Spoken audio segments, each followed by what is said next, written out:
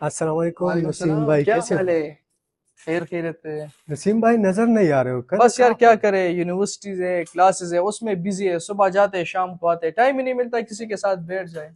बड़ा यूनिवर्सिटी का क्या करेंगे, वही 4-5 साल पढ़ाई के बाद नौकरी और शोकरियों के पीछे लगे आपकी हुए। बात सही है, लेकिन मुस्तकबिल की फिक्र भी तो करनी है ना, तो बस इसीलिए लगे हुए हैं हम। असल में मैं एक बहुत ही सही मौजू पे बात करना चाहता था, और मैं चाहता था कि हमारे जितने भी फ्रेंड्स हैं वो सब इकट्ठे हो जाए तो फिर इसी मौजू पे बात करें। मैं हूं ना इधर, बोले ना, क्या बात है, सुन रहा हूँ मैं, बताएं। आपको पता है कि हमारे लोग कितने कमज़ोर हो गए हैं? पहले हम कितने ताकतवर थे, जंगजू थे, लेकिन अब हम वही जो आपने बात की, नौकरियों और राहम के पीछे लगे हुए हैं। तो इससे कुछ नहीं होता। हमें अपने हक के लिए लड़ना होगा, हमें अपना हक छीनना होगा। आपकी बात सही है, लेकिन मेरे तो कुछ ख्वाब हैं। मैं इतनी तालीम कर रहा हूँ, इतनी मेहनत कर रहा हूँ, उसका क्या होगा? ख्वाब ख्वाब कुछ नहीं होते। अगर ख्वाबों से कुछ होता तो आज के सोए हुए लोगों किसी पोजीशन पे चले होते। लेकिन वही बात है कि हमें अपने हक के लिए लड़ना होगा, अपना हक छीनना होगा इन लोगों से। और ये कैसे छीनेंगे? मेरे हैं कुछ जानने वाले, उनसे हम राब्ता करके वो हमें बहुत ताकत दिलवा सकती। लेकिन मैंने भी यही सोचा था। मुझे लगा कि मैं इंसाफ के लिए लड़ रहा हूँ, लेकिन मैंने जो देखा उसने मुझे तबाह कर दिया। मेरे हाथों में खून था, मेरे अपनों का खून, बच्चों का खून, मासूम लोगों का खून, और दिल में सिर्फ खामोशी थी। मुझे लगा था कि मैं इंसाफ के लिए लड़ रहा हूँ, लेकिन मैं वही बन गया जिससे मुझे लड़ना था। खैबर पख्तूनख्वा, मेहमान नवाजों की सरजमीन, एक ऐसा खित्ता जो पूरी दुनिया में अपनी बहादुरी और शुजात के लिए मशहूर है। एक ऐसा खित्ता जहां बहादुरी के गीत गाए जाते हैं, लेकिन कभी कभी अंधेरा इस बहादुरी के दिल में भी घुस जाता है।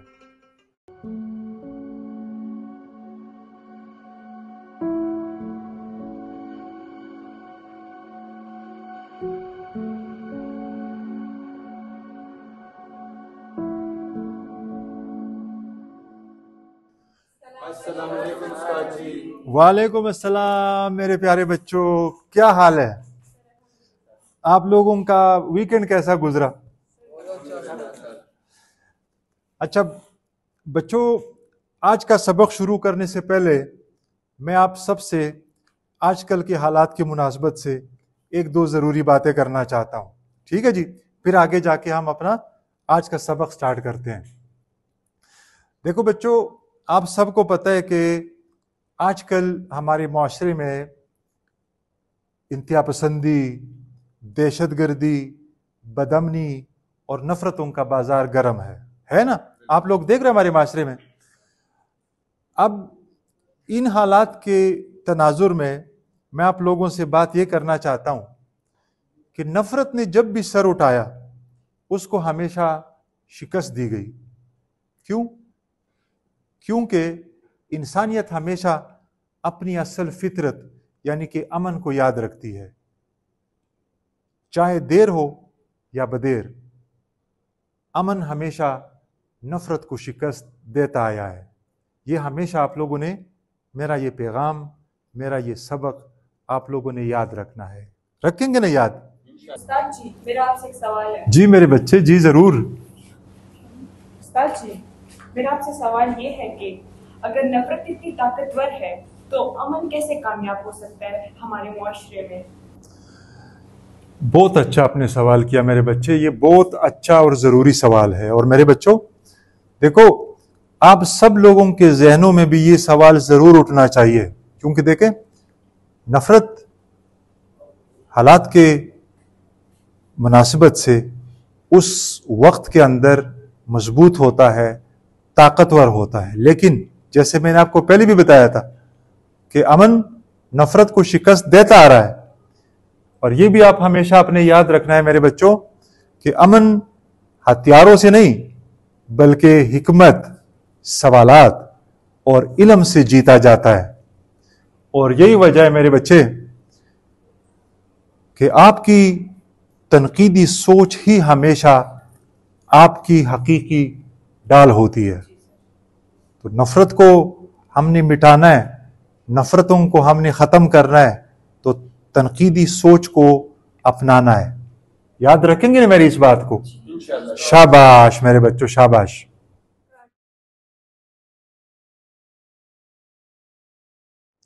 وہ بھی میری عمر کے تھے جب انہوں نے مجھے اپنے ساتھ شامل کیا، مجھے بہلایا، مجھے پھسلایا، مجھے جنت کے خواب دکھائے، مجھے ایک مقصد دیا، مجھے ایک نام دیا، مجھے ایک شناخت دی، لیکن اس شناخت نے مجھ سے میری خود کی شناخت چھین لی. بیٹا بیٹا تم ایسے تو نہیں تھے بیٹا، میں نے تمہیں ایسے تو نہیں پالا تھا بیٹا، یہ تمہیں کیا ہو گیا ہے؟ میں نے تمہیں وحشت والا تو نہیں پالا تھا بیٹا، تم تو کیسے گئے تھے اور ایک ایسا غم لے کر آئے جس کا کوئی علاج بھی نہیں ہے بیٹا. ماں مجھے معاف کرنا ماں میں اندھیروں میں کھو گیا تھا، مجھ سے غلطی ہو گئی ماں، مجھے معاف کرنا ماں، چلے جاؤ یہاں مجھے سے. معاف کرنا ماں.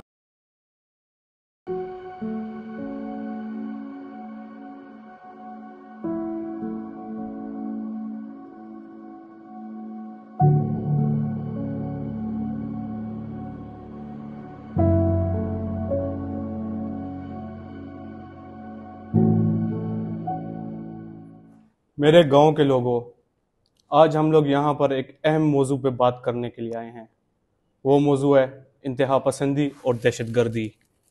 ایک ایسا موضوع جس نے ہمارے معاشرے کو تہس نہس کر دیا ہے، ہمارے امن کو خراب کر دیا ہے، جس کی وجہ سے ہماری مائیں اپنے جوان بیٹوں کی اور اپنے بچوں کی لاشوں پر رو رہی ہیں، یا تو خود ان کے انتظار میں لاشیں بنتی جا رہی ہیں.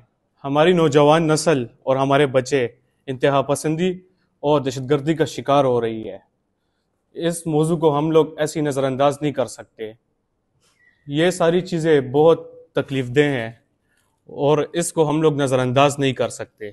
لیکن اس سے پہلے ہمیں دیکھنا ہوگا کہ ہم اپنی نوجوان نسل اور اپنے بچوں کو کیا سکھا رہے ہیں، کیا دے رہے ہیں ان کو. کیا ان کو ہم لوگ صحیح و غلط کی پہچان کروا رہے ہیں؟ کیا ان کو ہم لوگ سوالات کرنا سکھا رہے ہیں؟ ہمیں انہیں احساس دلانا ہوگا اور ان کو سوال کرنا سکھانا ہوگا. کیا آپ اس عمل میں میرے ساتھ شامل ہیں؟ ملک صاحب، میں اس میں کچھ شامل کرنا چاہوں گی کہ ہمیں یہاں یوں کھڑے ہو کے انتظار نہیں کرنا چاہیے کہ ہمارے بہن بھائی اور ہمارے اپنوں کو لے جائیں اور تاکہ ہم ان کے جنازوں پہ روتے رہیں، بلکہ ہمیں ایک دیوار بنانی ہوگی، ایک دیوار جو کہ خوف کی نہیں، علم کی دیوار، محبت کی دیوار اور روشنی کی دیوار. ملک صاحب، میں ان دہشت گردوں اور انتہا پسندوں کے ساتھ شامل نہیں ہوں گا. میں یہی رہوں گا اور میں لڑوں گا، لیکن میری لڑائی بندوق سے نہیں ہوگی. میری لڑائی علم کے ذریعے ہوگی، قلم کے ذریعے ہوگی، کتاب کے ذریعے ہوگی. میں ان کو امن سے رہنا سکھاؤں گا، ان کو سوال کرنا سکھاؤں گا.